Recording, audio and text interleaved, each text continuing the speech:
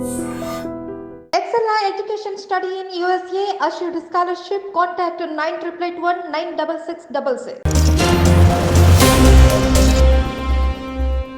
Hi hello welcome to iDream. నా పేరు జకీర్. రాజంపేట నుంచి తన అదృష్టాన్ని పరీక్షించుకోవడానికి బీజేపీ తరపున ఉమ్మడి ఆంధ్రప్రదేశ్ మాజీ ముఖ్యమంత్రి కిరణ్ కుమార్ రెడ్డి పోటీ చేస్తున్నాడు. ఆయన తరపున అట్లాగే ఆయనేమో బీజేపీ తరపున పోటీ చేస్తున్నాడు. ఆ రాజంపేట పార్లమెంటరీ కాన్స్టిట్యున్సీలో లైక్ రైల్వే కోర్టు లాంటి కాన్స్టిట్యున్సీ ఇక్కడ అర్వా శ్రీధర్ అని జనసేన పార్టీ అభ్యర్థి. సో వీళ్ళకు మద్దతుగా చంద్రబాబు నాయుడు, పవన్ కళ్యాణ్ గారు విస్తృతంగా ప్రచారం సాగించారు.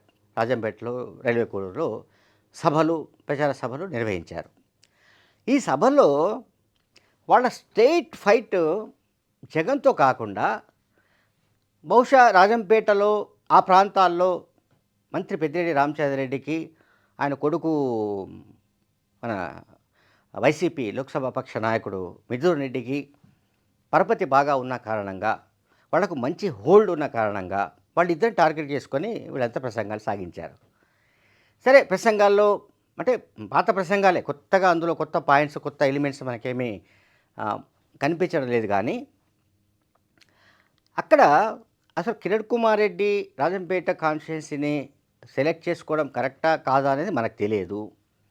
ఎందుకంటే రాజంపేటలో ఎంపీ మిథున్ రెడ్డికి ఉన్నంత ఏమంటాం గ్రిప్ అనండి, పట్టు అనండి, లేకపోతే ఫాలోయింగ్ అనండి, లేకపోతే వైసీపీకి ఉన్న ప్రాబల్యం అనండి, ఇతరత్రా కూడా మిథున్ రెడ్డి అప్పర్ హ్యాండ్లో ఉన్నట్టుగా ఇన్ఫర్మేషన్ ఉంది.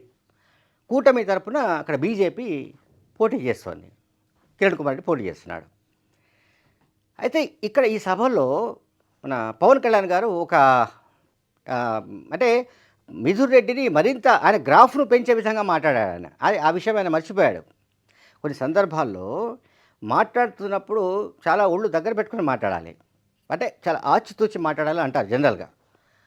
పవన్ కళ్యాణ్ మాట్లాడింది ఏమిటి అంటే, ఈ వీళ్ళు పార్టిసిపేట్ చేసే సభలో, కమాండ్గా పార్టిసిపేట్ చేసే సభలో పవన్ కళ్యాణ్ గారు చెప్పింది ఏమిటంటే, మిథున్ రెడ్డికి పిఠాపురంతో సంబంధం ఏమిటి అని అడిగాడు. ఆయన నేరుగా క్వశ్చన్ చేశాడు. ఎవరు? మన పవన్ కళ్యాణ్ గారు. పిఠాపురంతో సంబంధం ఏమిటి అంటే, ఆయనలో ఒక గెలుపుకు సంబంధించిన నమ్మకం పూర్తిగా ఇంకా ఏర్పడలేదని మనకు కనిపిస్తుంది. లేకపోతే ఈ మాట ఆయన అని ఉండడు. ఎందుకు ఈ మాట నేను చెప్తున్నానంటే, సాధికారికంగా నేను చెప్తున్నానంటే, ఉభయ గోదావరి జిల్లాలు ఏవైతే పాతవి ఉన్నాయో, పశ్చిమ అండ్ తూర్పు, ఈ 2 గోదావరి జిల్లాలపైనే కూటమి ఎక్కువ ఆశలు పెట్టుకున్నందున కూటమి ఆశలకు గండి కొట్టాలంటే, కూటమిని దెబ్బ కొట్టాలంటే ఖచ్చితంగా అక్కడ మిథున్ రెడ్డి లాంటి వాళ్ళు కోఆర్డినేషన్ చేయాలి అని జగన్మోహన్ రెడ్డి గారు నిర్ణయించడం, ఆయన అక్కడికి పంపించడం, ఇవన్నీ జరుగుతున్నాయి. దీంతో పవన్ కళ్యాణ్కు ఇప్పుడు భయం పట్టుకుంది. నిజానికి ఆ భయాన్ని ఇట్లా బయట పెట్టడం నాకు అనిపిస్తోంది. నీకేం పనే బాబు పిఠాపురంలో అంటున్నాడు. మిథున్ రెడ్డి పిఠాపురం పోవాలా, కాకినాడ పోవాలా, లేకపోతే తిరుపతి పోవాలా, ఎక్కడికి పోవాలి, ఏం చేయాలి అనేది ఆయన వైసీపీకి సంబంధించి ఎంపీ, ఆయన ఇష్టం అది. అలాగే వైసీపీ పార్టీ ఇష్టం. పవన్ కళ్యాణ్ డిసైడ్ చేయడానికి లేదు. ఆయన ఉద్దేశం ఏమిటంటే, రాజంపేట నుంచి ఎంపీగా పోటీ చేస్తున్నాడు కనుక ఆ రాజంపేటలో తిరగాలి, కానీ పిఠాపురం వచ్చి నీకేం సంబంధం అంటాడు. అంటే పిఠాపురంలో మొత్తం మీద మిథున్ రెడ్డి అక్కడ ఏదో ఆపరేషన్ చేస్తున్నాడు. అంటే 2 గోదావరి జిల్లాల్లో మిథున్ రెడ్డి ఆపరేషన్ ఏదో చేస్తున్నాడు. సంథింగ్ మిషన్ గోదావరి పేరు మీదనో ఏదో సంథింగ్ జరుగుతోంది.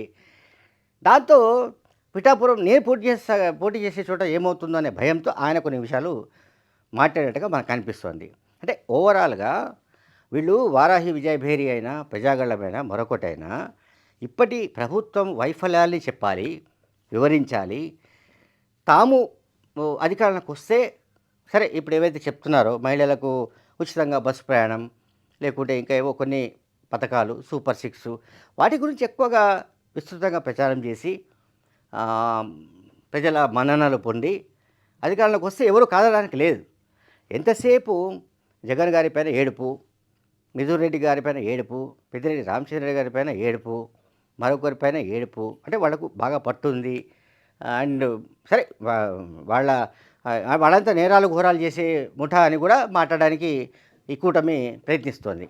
నేరాలు ఘోరాలకు బెదిరెడ్డి రామచంద్రరెడ్డో, మిథున్ రెడ్డో ఇంకొకళ్ళు ఒకవేళ పాల్పడితే అది చూసుకోవడానికి చట్టం ఉంది. అది చూసుకోవడానికి పోలీసులు ఉన్నారు. అది చూసుకోవడానికి అనేక రకాల కేసులు పెట్టడానికి ఉన్న వెసులుబాటు ఉంది. అంటే మరి ఏ ఉద్దేశంతో అంటే ఒక దాన్ని ఏమంటారు, బట్ట కాల్చి మీద వేసేసి పెద్దిరెడ్డి రామచంద్రరెడ్డి ఇటువంటి వ్యక్తి, లేకుంటే మిథున్ రెడ్డి ఇటువంటి వ్యక్తి, వీళ్ళంతా గుండాలు, రౌడీలు.